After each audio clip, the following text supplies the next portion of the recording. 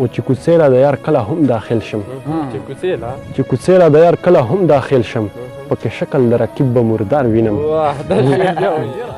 سلامونه، نیکې هیلې، احترامات مې ومنو. رفت افریدا یم د ادبزار د پاڼې نه په دې هیله په دې امید سره چې د ژوند نه بې خوندونه او مزې اخلو.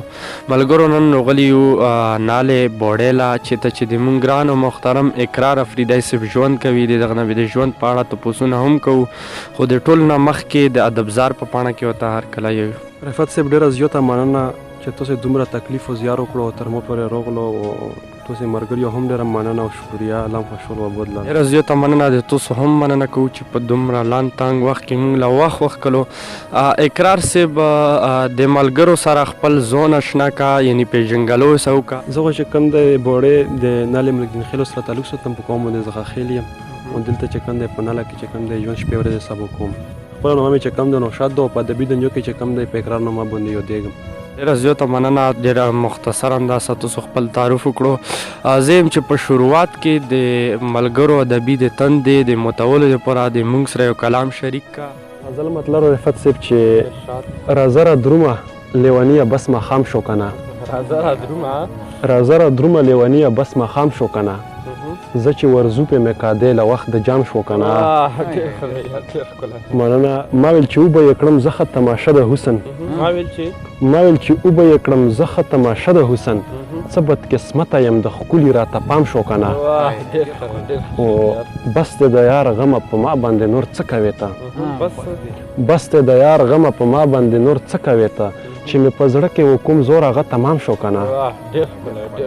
او ما که هر څو زړه تړلی د تقوا په زنځیر ما که هر څو زړه تړلی د تقوا په زنځیر خو بیا مې هم زړه ستا په یو نظر غلام شو کنه. زما د ژوند د تېرېدو مقصد خو پاتې نه شو. زما د ژوند د تېرېدو مقصد خو پاتې نه شو. هره یوه هڅه هر کوشش زما ناکام شو کنه. بس الهي په خپل عجز بنده د رحم وکړه. بس الهي په خپل عجز بنده د رحم وکړه. زړه یې بیخي په ګناهونو سیاه فام شو کنه. او اقرار څه وکړل هیڅ یې هم ونه کړل څه یې وکړل. اقرار څه وکړل هیڅ یې هم ونه کړل څه یې وکړل. خو دومره ده چې په ټول کلي کې بدنام شو کنه. واه ډېره لا ډېر ښه کلام. یقینا چې ملګرو به ترې خوند اخیستی د خوند رنګ نه ډک کلام و. اقرار صاحب ته د کومو ادبي غونډو سره مستقل پاتې کیږي او تر کومه پورې کوشش کوي او درومې نو دلته خو چې کوم دی ډېرې غونډې کېږي که نه او چې وخت وي هرې غونډې لاندې څو دلته چې کوم دی کمبر پښتو ادبي جرګه دغې لاندې څو کله کله دلته خیرخوا پښتو ادبي جرګه دغه سره چې کوم دی موږ مستقل یو. بل چې کوم دی حمزه ادبي لښکر دی حمزه ادبي لښکر لاندې تګ راتګ کوو. چې چېرته غونډه وي و موږ له موقع وي موږ ځان ورسوو.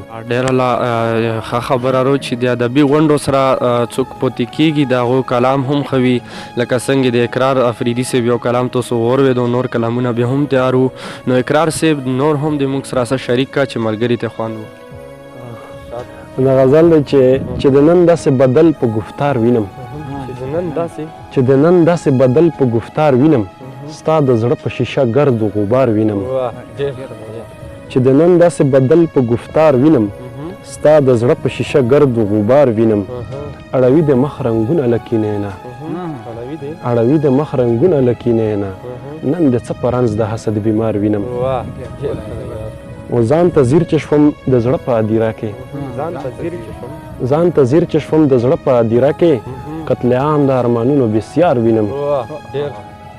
و دلته هیڅوک هم د خیر ملګري نشته. دلته هیڅوک هم د خیر ملګري نشته. دلته زه اکثر د شر طرفدار وینم. او ته زما د رنځ علاج مکړه طبیبه ته زما د رنځ علاج مکړه طبیبه زه په دا بېقرارۍ کې قرار وینم. او په خندا او خوشحالۍ کې مې ټول خپل وي په خندا او خوشحالۍ کې مې ټول خپل وي خو په زور کې یې په تخته فرار وینم.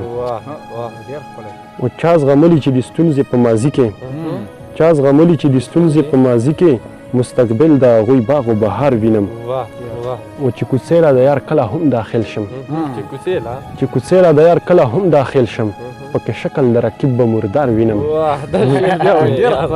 مننه. چې کوڅې لا د یار کله هم داخل شم پکې شکل د رقیب به مردار وینم. او خدایه زه یې له دې حاله پناه غواړم خدایه زه یې له دې حاله پناه غواړم دا چې نن سبا په کوم حال اقرار وینم.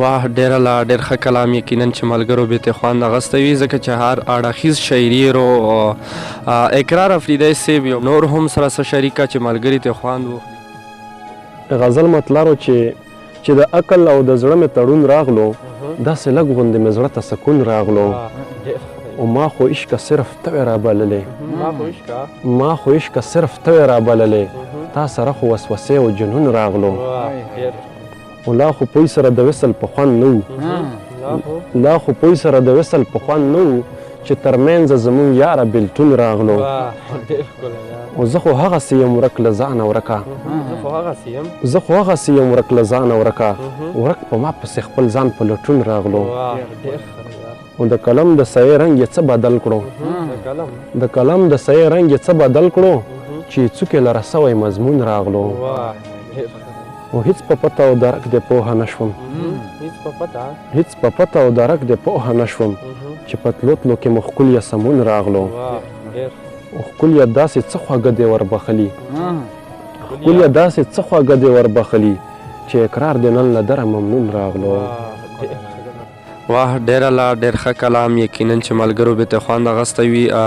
اقرار افریدی صاحب نور هم د موږ سره څه شریک کا ځکه چې ملګري پوښتنې نه خوښوي یی چې کلامونه ورو نو نور هم موږ سره څه شریک کا چې ملګري نور هم ترې مستفید شي.